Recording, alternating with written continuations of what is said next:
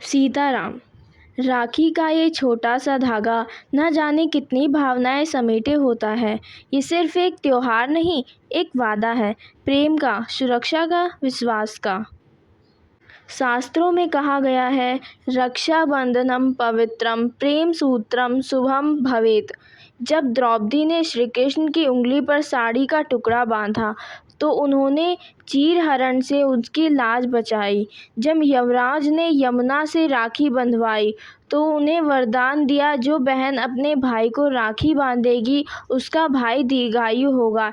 ये पर्व सिर्फ परंपरा नहीं, आस्था है। एक महिला किसी सैनिक को राखी बांधती है, स्कूल में बहनें राखी बांध रही हैं।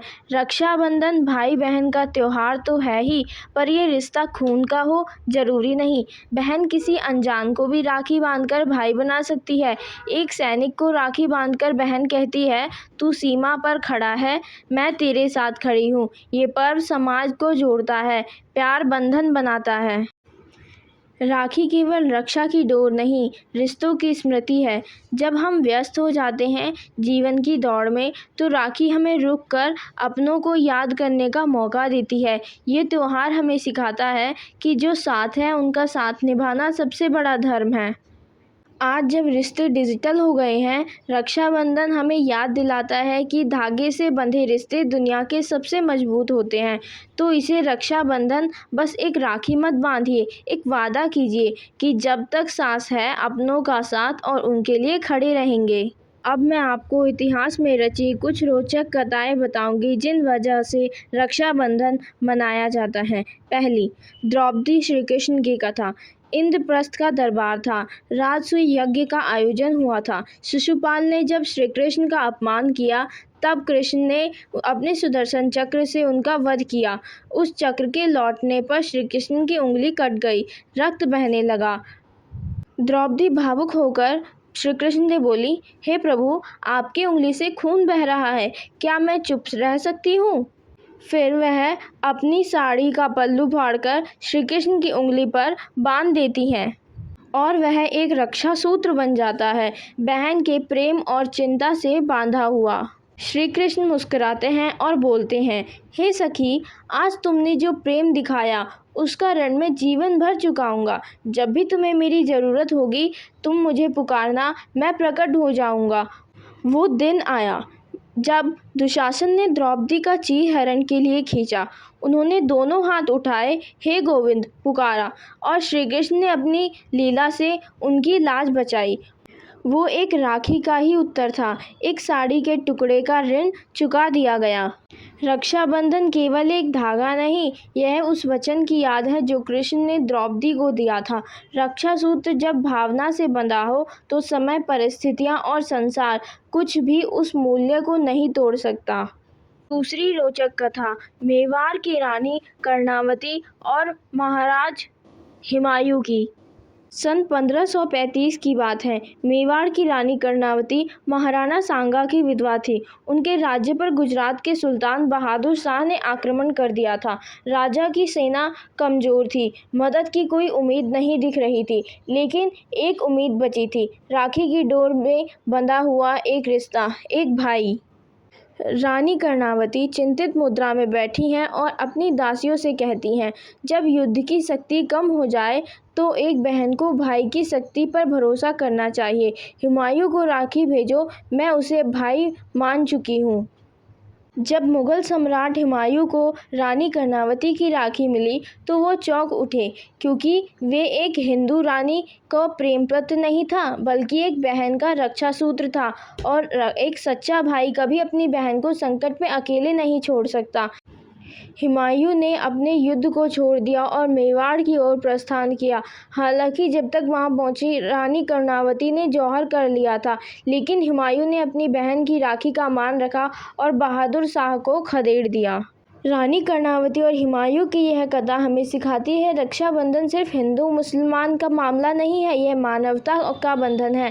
जब एक भाई अपनी बहन के सम्मान के लिए धर्म, जाति और सीमा के ऊपर उठ जाए तो वह राखी रक्षाबंधन की सच्ची भावना होती है। तीसरी कथा, यमराज और यमुना की कथा। बहन और भाई का रिश्ता सदा से ही इस संसार में सबसे पवित्र माना गया है। लेकिन क्या आपने कभी सोचा होगा कि इस रिश्ते की शुरुआत कहाँ से हुई? कहते हैं मृत्यु के देवता यमराज और उनकी बहन यमुना इस पवित्र रिश्ते के सबसे प्राचीन प्रतीक हैं। यमुना नदी के तट पर बैठी हैं, भावुक हो रही हैं। बहन यमुना अपने भाई यम को कोई वर्षों से आमंत्रित कर रही थी, परंतु यमराज अपने कार्य में इतने व्यस्त थे कि आ ही नहीं पाए। फिर एक दिन उन्होंने अपनी बहन से मिलने का निश्चय किया। यमराज अपने वाहन भैंसे पर बैठकर यमुना से मिलने आते हैं। वह यह देखकर प्रसन्न हो जाती हैं। भैया, इतने वर्षों बाद तुम मेरे घर आए, आज मैं बहुत प्रसन्न हूँ। वह उन्हें स्वादिष्ट भोजन कराती हैं और एक सुंदर रक्षा सूत्र बांधती हैं। बहन, आज तुमने मुझे जो प्रेम दिया वो अमूल्य है। मैं वचन देता हूँ, जो भी भाई अपनी बहन को राखी बंधवाएगा उसे यमलोक का भय नहीं रहेगा, वह दीर्घायु होगा। और यमुना की यह कथा हमें बताती है कि राखी का बंधन केवल रक्षा का नहीं बल्कि प्रेम, अपना और आशीर्वाद का बंधन है। आज जब कोई बहन अपने भाई को राखी बांधती है तो उसमें छिपा होता है यमुना जैसा प्रेम और भाई का वचन, यमराज जैसे रक्षा संकल्प। चौथी और आखिरी कथा। यह कथा राजा सिकंदर की पत्नी और राजा पुरु की कथा है। 326 ईसा पूर्व की बात है। मकदूनिया का राजा सिकंदर भारत की सीमाएं पर चढ़ आया। उसकी सेना भारत के ऊपर उत्तर पश्चिमी इलाकों को रोंदती हुई पंजाब तक पहुंच चुकी थी।